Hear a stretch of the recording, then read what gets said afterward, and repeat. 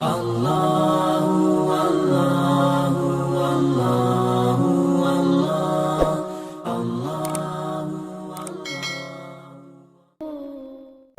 اللہ کیا فرماتے ہیں، وَلِلَّذِينَ كَفَرُوا بِرَبِّهِمْ، کہ جو لوگ اپنے رب کے ساتھ کفر کریں گے تو کیا پتہ چلا کہ اللہ کی نظر میں مجرم وہ لوگ ہیں جو اپنے پالنے والے کا انکار کریں. سمجھ رہے ہو؟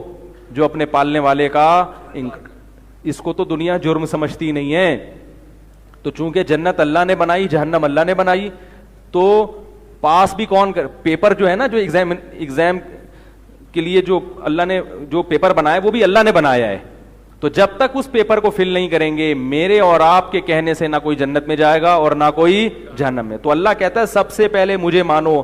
کافر چونکہ اللہ کو نہیں مانتا، اس لیے اللہ کے ہاں اس کا کوئی مقام نہیں ہے. اس کی جتنی نیکیاں ہیں، قرآن نے کہا والذین کفروا اعمالهم، جو کافر لوگ ہیں ان کے اعمال کی مثال کا سراب بقیعۃ یحسبہ الظمآن ماء، فرمایا جیسے کسی سراب میں تمہیں ریت پہ پانی نظر آتا ہے، تم لالچ میں وہاں تک پہنچتے ہو تو وہ پانی اور آگے چلا جاتا ہے، وہاں پانی نہیں ہوتا، کچھ بھی نہیں ہوتا.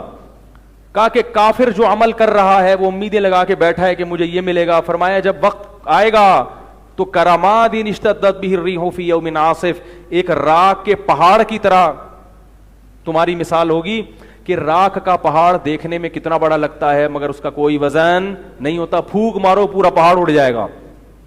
تو یہ دیکھنے کی حد تک ہے. ان کے عمل میں جان نہیں ہے کیونکہ یہ اللہ کے لیے نہیں ہے. کس کے لیے نہیں ہے؟ یہ اللہ کے لیے، جس نے کائنات کو بنایا اسی کو نہیں پوچھ رہے، جو تمہیں صبح شام نعمتیں دیتا ہے. اب دیکھو قرآن میں اللہ نے کائنات میں غور کرنے کا حکم دیا، سائنسدان بھی غور کرتے ہیں، مگر اللہ کہتے ہیں غور کر کے خالق تک پہنچو. یہ مخلوق میں ہی الجھے رہتے ہیں. اس کا یہ مطلب نہیں کہ سائنسدان جو کائنات میں غور کرتے ہیں غلط کرتے ہیں.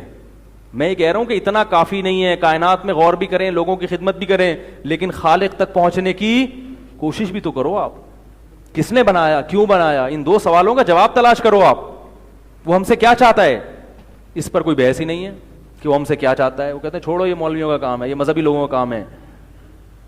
تو یہ اللہ کے جو پیغمبر دنیا میں آئے، سفیر آئے، انہوں نے تو یہی ہمیں بتایا بھئی اس کائنات میں غور بھی کرو اور خالق تک پہنچنے کی کوشش بھی کرو. میں ڈاکومنٹریز دیکھتا ہوں بسا اوقات یوٹیوب پہ نا، مختلف قسم کی سائنسدانوں کی جو ڈاکومنٹریز ہیں، بڑی عجیب عجیب ڈاکومنٹری ہیں. یعنی جانوروں کے بارے میں آپ تحقیق کرو گے آپ حیران ہو جاؤ گے.